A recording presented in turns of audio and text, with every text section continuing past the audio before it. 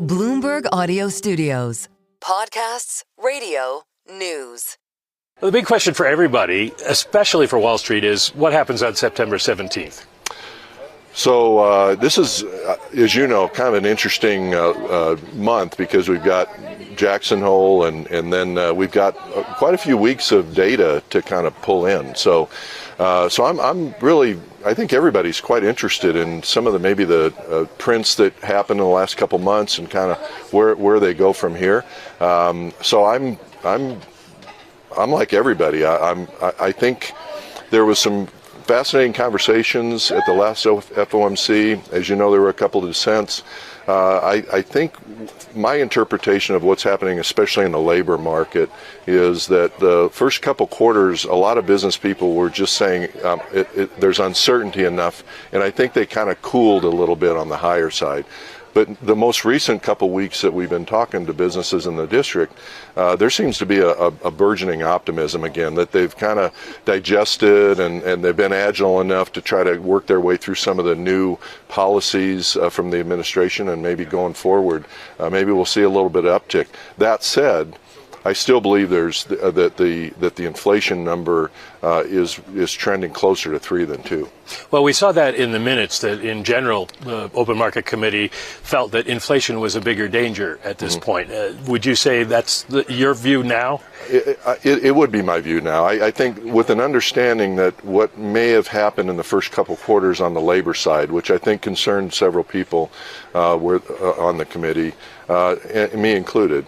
But I think this PPI was interesting, that print was interesting, but I really believe that when we talk to a lot of folks in our district, is that if you had to kind of lean or have a bias toward, it would be on the inflation side. Well, it sounds like what you're saying is the companies may be feeling better about being able to keep employees on the payroll, but they're going to have to raise prices. I don't know. I think that what's interesting to me, Mike, is I think that businesses learned a lot in that 22-23 cycle with the supply chain disruptions. And I think a lot of them really made new decisions with plan Bs and Cs relative to where their goods come from. And I think they might not have prepared for tariffs, but they might have prepared themselves for other supply shocks. But it seems like they've adapted a lot of their businesses from that experience. So I actually think that the agility that they created from that experience is going to get them through this next few quarters.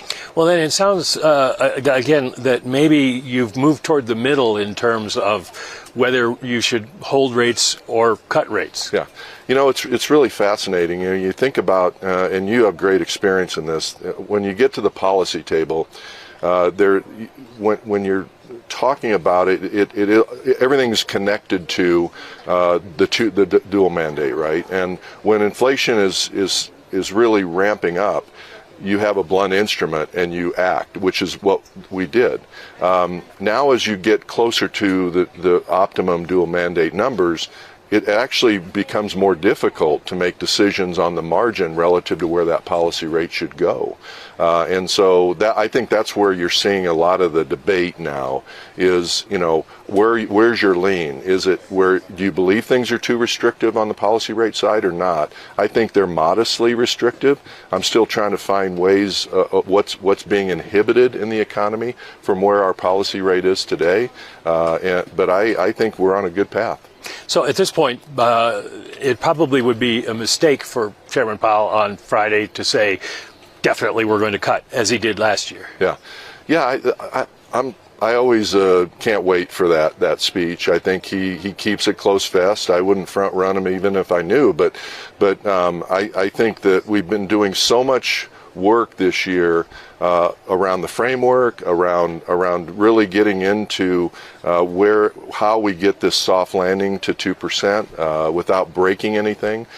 So I think he has a lot of different directions to go, and I think it'll be a very anticipated discussion. Well, speaking of the framework, you're about at that point where he's expected to announce what you're going to do. Is it basically going back to the old framework of we will do whatever is best for the economy at the time? as opposed to leaning towards one side or the other of the mandate? Yeah, I think I'd say maybe two things on that. I think we learned a ton. I mean, think about the disruptions that were created in that 2020 pandemic cycle, and I think it was very instructive what we did and how we did it through 2020. That said, I think those learnings are going to come out in the framework discussion, and I think the thing I'm very interested in the framework is this whole concept of transmission. I think we can all learn and try to do better relative to how we transmit what we're doing at the table. So one, people understand what we're doing and how we're doing it. And so I'm kind of interested in even how we communicate and transmit the activities and actions of the FOMC.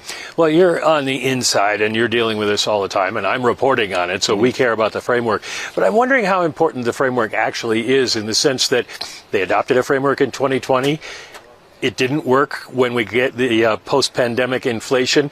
And the chairman has already said, well, right after that, we abandoned the framework and we went back to doing what we needed to do at the time. Yeah. Does it really matter? We talk about it a lot, but does it really matter? I think you have to have something that kind of frames around what you're trying to accomplish. I mean, you have 19 people at the table. You're trying to collaborate and trying to have a consensus of some kind.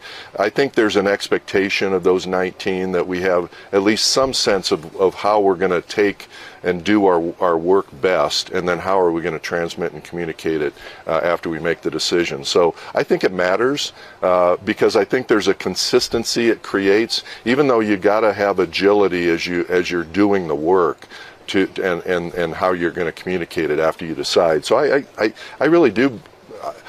I've been there 2 years, and I've been fascinated by it all, and I think we're going to emerge with something that I think is better than what we had. Well, how do you think you should communicate going forward? Because there are some people who are candidates for to be the next chair who say the Fed talks too much. Yeah. Wow. Well, you hear both sides of that coin all the time, right? One, do we keep too much to our vest? Two, why aren't we doing more kind of transmitting future crystal ball or how are we interpreting the numbers to a future event? The SEP and the dot plot is maybe some of that, but I don't hear a lot that we don't talk enough or express ourselves enough. I think it's more important where the American public is concerned is they understand, we do a better job on helping them understand what we're doing and why we're doing it. And the dual mandate and the crispness of those two mandates help us a lot in the role we have. I have to ask you about the latest presidential tweets and the attack on Lisa Cook, Governor Cook. I know that Fed officials will always say we don't let politics come into the boardroom. We do just what we think we should do on the economy. We don't even talk about it. But you've got to be getting sick of this. No, well, look, I'm a little philosophical about the whole conversation of Fed independence and where our role is in the American economy. We're almost 250 years old as a nation. I think there's something to be said. We were built on words, and we continue to debate those words legislatively and judicially. Whatever friction we might have with other branches of the government, I think great steel's tested by fire. So we can always be better. We can always do this better.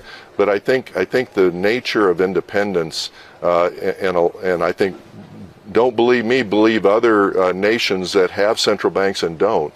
It seems to work, but I'm always open for the conversation of how do we make it better.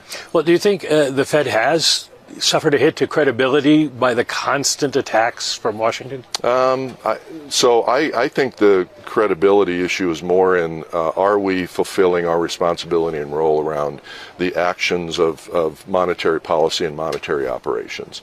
And I think the work we do on behalf of the American people is very important to their lifestyle and their living. I want to make sure that our reputation stays strong around the things that we're mandated to do by Congress. Other than that, there's a lot of noise outside of that dual mandate. And look, you take this chair, you do this job, and people are going to have opinions, and I'm fine with that. Well, what kind of reaction do you get from people around the district these days? Do people bring it up and say, are you guys really on the level? Yeah, we have those conversations several times a week. They're really the most important conversations. What it helps us do is it creates a real-time experience and expression that I can take to Washington at the FOMC table. But I don't think we can communicate enough about the value proposition of the Federal Reserve. And I think a lot of the things that we do, clearly the monetary policy thing gets a lot of press and it gets a lot of notoriety.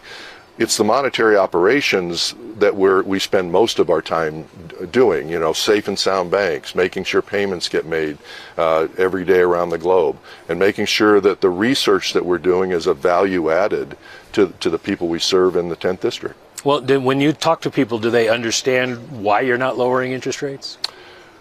Actually, it's interesting. So we're going to have two sets of folks that we would talk to. One are going to be business people and finance people that really, they understand it because they have to. I mean, I'm a former banker. You have to risk manage the cycles of rates to run your bank well and profitably. It's the general public that we continue to try to reach to give them some sense of what this dual mandate means to them. And I think there's a little bit of perfection in the healthy friction between full employment and stable prices. And I actually like that friction, and it allows us to kind of balance and rebalance what we're doing on their behalf. And it's 100% on their behalf. If you reach full employment and if you keep prices stable, people can work and thrive. And I think that's an important piece of what the Fed does. Our last question has to follow up on something we always asked Esther before you took over. Predictions for the Chiefs this year? Oh, man. They look pretty good. I love the management. I love their focus. I think their coaching is amazing. I also follow the Nebraska Cornhuskers. Hope springs eternal when it comes to football season, Mike. So where the Chiefs and the Huskers are concerned, I'm very hopeful.